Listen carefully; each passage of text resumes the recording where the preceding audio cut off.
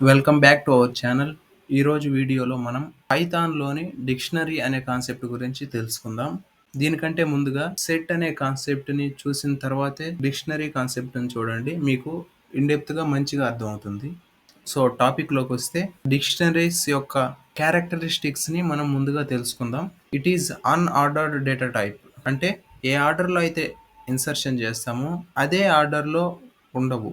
It is mutable. Mutable అంటే మనం insertion and deletion ఆపరేషన్స్ని పర్ఫామ్ చేయొచ్చు. It can be created by dict method. Dict అనే method ద్వారా డిక్షనరీస్ని క్రియేట్ చేయొచ్చు. It is represented in between curly braces. Curly బ్రేసెస్తో డిక్షనరీస్ని క్రియేట్ చేస్తాం. అండ్ సేమ్ కర్లీ బ్రేసెస్ మనం సెట్స్లో కూడా వాడతాం. బట్ డిఫరెన్స్ అనేది ఈ వీడియోలో చూద్దాం. ఇట్ కంటైన్ కీ వాల్యూ పేర్. మనకి డిక్షనరీస్ అనేవి కీ వాల్యూ పేర్గా ఉంటాయి. ఇక్కడ సింటాక్స్ చూస్తే మనకి డిక్ట్ అనేది ఆ dictionaries variable equals to assignment operator. మనం కర్లీ బ్రేసెస్లో ఐటమ్స్ అన్ని తీసుకున్నాం. ఈ కీ వాల్యూ కంబైన్డ్గా ఉండేదాన్ని మనం ఈ మొత్తాన్ని ఐటెం అని పిలుస్తాం. Every item is a combination of key and value. మనకి సింటాక్స్ లో కీ కోలన్ వేరియబుల్ 2 ఐటమ్స్ అనేవి కామాతో సెపరేట్ అయి ఉంటాయి. కీ టు కోలన్ వేరియబుల్ 2 అలా ఎన్నైనా యాడ్ చేయొచ్చు ఆర్ డిలీట్ చేయొచ్చు. ఇక్కడ మనం చూసినట్లయితే 1 అనేది కీ అండ్ 45 అనేది వాల్యూ, 5 అన్నది కీ, 64 అన్నది వాల్యూ. కీ వాల్యూకి మధ్యలో కోలన్ ఉంటుంది అండ్ 2 ఐటమ్స్ ని కామా సెపరేట్ చేస్తుంది. కీ అండ్ వాల్యూ కాంబినేషన్ మొత్తాన్ని మనం ఐటెం అంటాం. మనం డిక్షనరీస్లో వాల్యూస్ తీసుకునేటప్పుడు ఎలా తీసుకోవాలో చూద్దాం. Keys should be unique. మనం డిక్షనరీస్లో కీస్ని తీసుకునేటప్పుడు అవి మస్ట్ అండ్ షుడ్గా యూనిక్గా ఉండాలి. అంటే ఒక్కసారి తీసుకున్న కీని నెక్స్ట్ టైం కీగా యూజ్ చేయకూడదు. 1ని కీగా తీసుకున్నాం. 1 అన్నది రిమైనింగ్ ఎక్కడ మనకి రిపీట్ కాలేదు. 5, హలో, 7 ఇక్కడ అన్ని యూనిక్గానే ఉన్నాయి. వన్ మోర్ థింగ్, మనం కీస్ని ఇంటీజర్గా తీసుకోవచ్చు ఆర్ స్ట్రింగ్గా తీసుకోవచ్చు, ఫ్లోట్గా తీసుకోవచ్చు, ఎలా అయినా తీసుకోవచ్చు. But property is it should be unique. The values can be duplicate. ఇక్కడ మనం వాల్యూస్ని 45, 64, 90, 45 వీటన్నిటిని వాల్యూస్ అంటాం. ఇక్కడ మనం వాల్యూస్ని డూప్లికేట్గా తీసుకోవచ్చు. 45 అన్నది నేను డూప్లికేట్గా 7 అనే కీ పేరుగా కూడా తీసుకున్నాను. Coming to next property, insertion and deletion is possible. డిక్షనరీస్లో ఇన్సర్షన్ అండ్ డిలీషన్ అనేవి possible and these are the dictionary methods. మనం ఒక్కొక్క దాని గురించి ఈ వీడియోలో తెలుసుకుందాం. ముందుగా ఏ అనే వేరియబుల్కి ఎంటీ డిక్షనరీని అసైన్ చేస్తున్నాం. డిక్ట్ అనే మెథడ్ ద్వారా మనం డిక్షనరీస్ని క్రియేట్ చేయొచ్చు. ఏ యొక్క టైప్ని ప్రింట్ చేద్దాం. Print of type of A మనకి ప్రింట్ చేసినప్పుడు డిక్ట్గా ప్రింట్ అయింది. బి అనే వేరియబుల్ కన్సిడర్ చేద్దాం. వీటికి కర్లీ బ్రేసెస్ అసైన్ చేద్దాం. ఇలా కూడా మనం ఎంటీ డిక్షనరీని క్రియేట్ చేయొచ్చు. Print of type of B print చేస్తే మనకి బి అనే వేరియబుల్ డేటా టైప్ కూడా డిక్ట్ అని ప్రింట్ అయింది. ఇప్పుడు మనం డిక్షనరీస్ అలాంగ్ విత్ సమ్ వాల్యూస్తో క్రియేట్ చేద్దాం. సి అనే వేరియబుల్కి కొన్ని ఐటమ్స్ని అసైన్ చేస్తున్నాను. 1:90, గుడ్ మార్నింగ్, 89:100,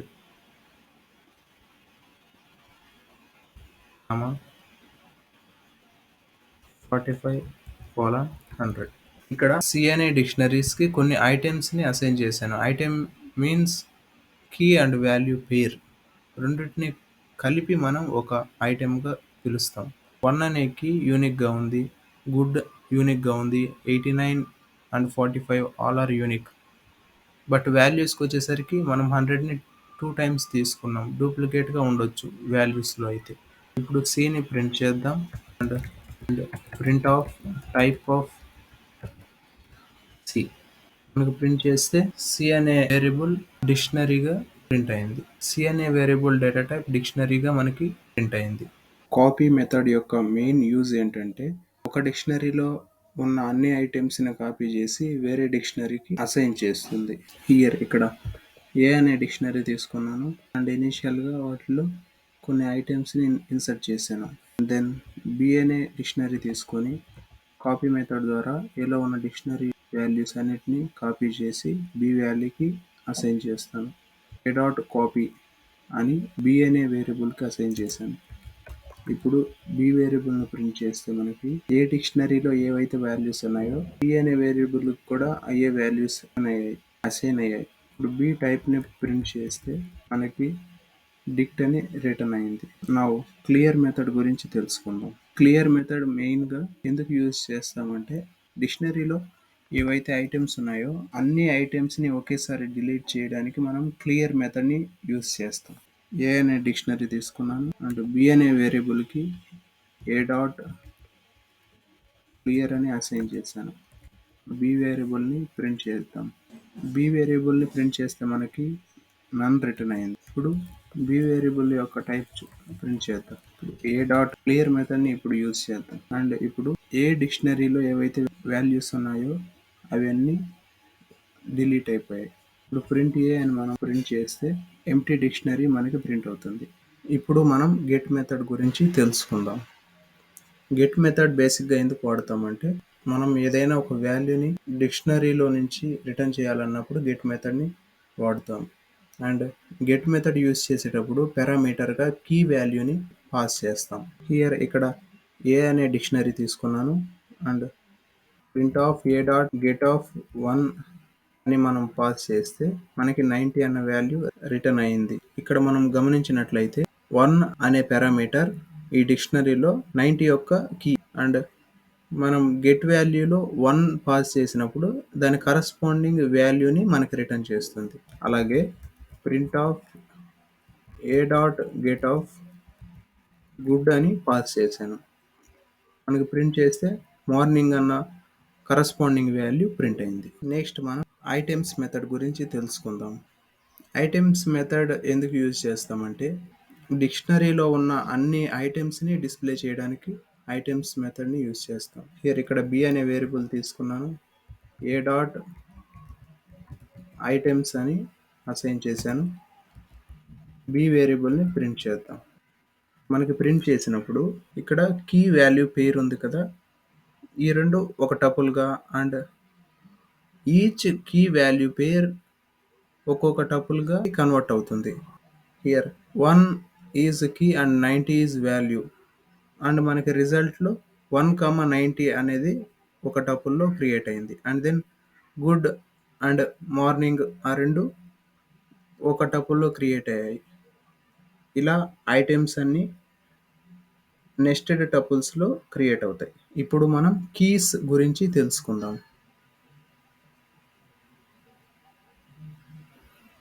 కీస్ మెథడ్ ద్వారా డిక్షనరీలో ఉన్న అన్ని ఐటమ్స్ యొక్క కీస్ని రిటర్న్ చేస్తుంది.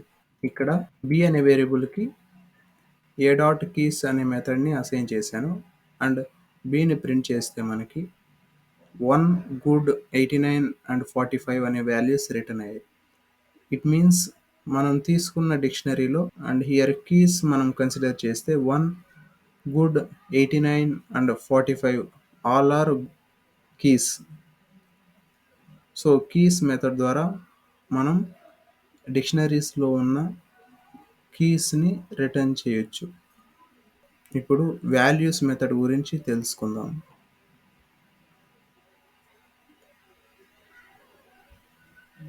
వాల్యూస్ మెథడ్ ఎందుకు యూజ్ చేస్తామంటే డిక్షనరీలో ఉన్న అన్ని వాల్యూస్ని రిటర్న్ చేయడానికి వాల్యూస్ మెథడ్ని యూజ్ చేస్తాం. బి వేరియబుల్కి ఏ డాట్ వాల్యూస్ అనే మెథడ్ని అసైన్ చేసి ప్రింట్ చేసినప్పుడు మనకి 90 మార్నింగ్ 100 అని ప్రింట్ అయ్యాయి. మనం తీసుకున్న ఏ డిక్షనరీలో 90 మార్నింగ్ 100 అండ్ 100 వాల్యూస్ కాబట్టి మనకి రిజల్ట్ వాల్యూస్గా ఈ 4 వాల్యూస్ రిటర్న్ అయ్యాయి. అండ్ నౌ అప్డేట్ మెథడ్ గురించి తెలుసుకుందాం. అప్డేట్ మెథడ్ మెయిన్గా ఎందుకు యూజ్ చేస్తామంటే 2 మెథడ్స్ని యాడ్ చేయాలన్నప్పుడు మనం అప్డేట్ మెథడ్ని యూజ్ చేస్తాం. ఇక్కడ ఏ అనే డిక్షనరీ అండ్ బి అనే డిక్షనరీని తీసుకున్నాను and A dot update of B అని అప్డేట్ మెథడ్ని యూజ్ చేశాను. దీని మీనింగ్ ఏంటంటే ఏ డిక్షనరీలో అప్డేట్ మెథడ్ ద్వారా బిలో ఉన్న అన్ని ఐటమ్స్ ఏ అనే డిక్షనరీలోకి యాడ్ అవ్వాలి. అండ్ ఇప్పుడు ఏ డిక్షనరీని ప్రింట్ చేస్తే మనకి ఏ డిక్షనరీలో ఉన్న వాల్యూస్తో పాటు బి డిక్షనరీలో ఉన్న వాల్యూస్ కూడా యాడ్ అయ్యాయి. సో అప్డేట్ మెథడ్ యూజ్ ఏంటంటే 2 డిఫరెంట్ డిక్షనరీస్ని ఒకే డిక్షనరీగా కన్వర్ట్ చేయడానికి మనం ఈ అప్డేట్ మెథడ్ని యూజ్ చేస్తాం. ఇప్పుడు మనం పాప్ మెథడ్ గురించి తెలుసుకుందాం. పాప్ మెథడ్ మెయిన్ యూజ్ ఏంటంటే డిక్షనరీలో ఉన్న ఐటమ్స్ని డిలీట్ చేయడానికి మనం పాప్ మెథడ్ని యూజ్ చేస్తాం. ఇక్కడ ఏ అనే డిక్షనరీ తీసుకున్నాను. మనం పాప్ మెథడ్ని యూజ్ చేసేటప్పుడు కీ వాల్యూని పారామీటర్గా పంపించాలి. Here A dot pop of 1 అనే కీని పారామీటర్గా పాస్ చేశాను. ఇప్పుడు ఏ డిక్షనరీని ప్రింట్ చేద్దాం. ప్రింట్ చేస్తే మనకి a key along with its value has removed. ఇక్కడ key 1 and corresponding value delete అయిపోయాయి అండ్ రిమైనింగ్ వాల్యూస్ అన్ని మనకి ఇక్కడ ప్రింట్ అయ్యాయి. Suppose a dot pop of 1000 అని పాస్ చేశాను. ఇప్పుడు రన్ చేస్తే మనకి ఎర్రర్ డిస్ప్లే అయింది. హియర్ మనం పాప్ మెథడ్లో ఏదైనా కీ వాల్యూని పారామీటర్గా పాస్ చేసేటప్పుడు అది డిక్షనరీలో ఉండాలి, లేదంటే మనకి ఎర్రర్ ప్రొడ్యూస్ చేస్తుంది. ఇప్పుడు పాప్ ఐటెం గురించి తెలుసుకుందాం. పాప్ ఐటెం కూడా డిక్షనరీలో ఉన్న ఐటమ్స్ని డిలీట్ చేయడానికి వాడతాం. బట్ డిఫరెన్స్ ఈజ్ మనం పాప్ మెథడ్ని యూజ్ చేసేటప్పుడు ఏదైనా ఒక పారామీటర్ని పాస్ చేయాలి.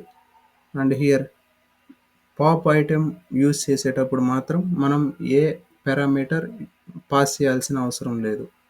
అండ్ ఇన్ కేస్ డిక్షనరీ ఎంటీగా ఉన్నప్పుడు ఈ పాప్ ఐటెంని పాస్ చేస్తే మనకి ఎర్రర్ డిస్ప్లే అవుతుంది. ఏ డాట్ పాప్ ఐటెం అని పాస్ చేశాను. ఇప్పుడు ఏ డిక్షనరీని ప్రింట్ చేసి చూద్దాం. ఇప్పుడు ఏ డిక్షనరీని ప్రింట్ చేస్తే మనకి ప్రీవియస్గా ఏ డిక్షనరీలో 4 ఐటమ్స్ ఉన్నాయి.